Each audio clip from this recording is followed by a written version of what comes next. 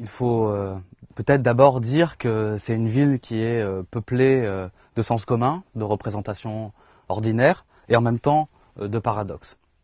Alors le Marseillais, c'est quelqu'un qui parle fort, qui a une identité très forte, qui a son accent, qui n'aime pas l'autorité ou le pouvoir, on le dit rebelle parfois.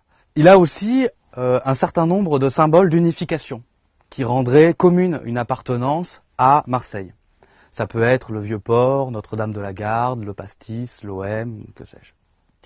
Donc ça, c'est pour le sens commun, les clichés. Des clichés qui ont une forte, rien qu'à les entendre, on s'en rend compte, une forte dimension culturaliste, qui nous disent finalement peu de qui sont les Marseillais, de leur identité, mais qui nous disent au contraire beaucoup de la manière dont on en parle, de la manière dont l'extérieur regarde les Marseillais et dont même parfois les Marseillais eux-mêmes regardent qui ils sont. Il n'y a pas que des sens communs à Marseille, il y a aussi un certain nombre de paradoxes. L'un des premiers paradoxes, c'est le rapport aux migrations. En effet, être de Marseille, c'est quelque part aussi être d'ailleurs, d'abord, c'est-à-dire venir d'ailleurs. Émile Témim, un historien marseillais, a écrit une somme très impressionnante des migrances pour retracer toute l'histoire du phénomène migratoire à Marseille, pour retracer les vagues de migration qui ont peuplé par strates et qui composent aujourd'hui Marseille, son identité et son histoire. Il faut également ajouter un élément sur ces populations qui viennent d'ailleurs et qui ont eu, pour certaines d'entre elles en tous les cas, l'expérience de l'arrachement, un traumatisme du départ.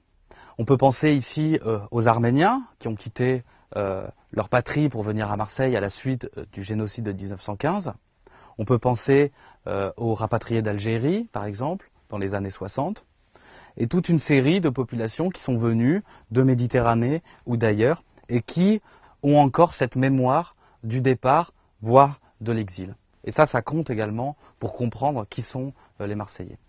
On observe dans l'histoire de Marseille un certain nombre d'événements, également traumatisants, qui font état de violence en direction des populations issues des migrations. Au début du siècle, un certain nombre de pogroms anti-italiens font quelques dizaines de morts dans les rues de Marseille.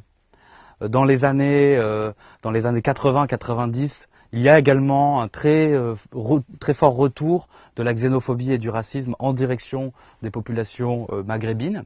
Et plus récemment, on peut voir dans un certain nombre de faits divers contre des populations roms, un retour à une certaine forme de racisme ou une permanence de certaines formes de racisme dans la ville qui nuance donc cette culture et ce trait ouvert à l'étranger. En témoignent aussi également, difficile de ne pas le mentionner, les scores électoraux du Front National qui ont toujours eu à Marseille un terreau favorable à l'expression de leur discours. Dernier élément pour comprendre qui sont les Marseillais, c'est se pencher sur les propriétés sociales des populations marseillaises. Et là, on se rend compte de très fortes inégalités. André Donzel dit que Marseille n'est pas la ville la plus pauvre du pays, mais c'est certainement la plus inégalitaire. En effet, si on observe les échelles de revenus à Marseille, on voit une variation de 1 à 14, avec des inégalités qui, en plus d'être fortes, sont croissantes. Cette inégalité se mesure également si on confronte deux chiffres.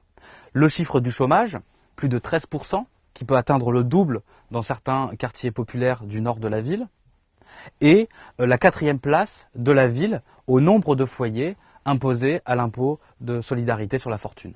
Donc on voit cette question qui sont les Marseillais, il y a un certain nombre de clichés à désamorcer, de sens communs à interroger, de paradoxes également à questionner, mais il ne faut jamais oublier la très grande hétérogénéité et la très grande disparité de cette identité marseillaise qui est pourtant assez largement brandie en interne et à l'extérieur de la ville.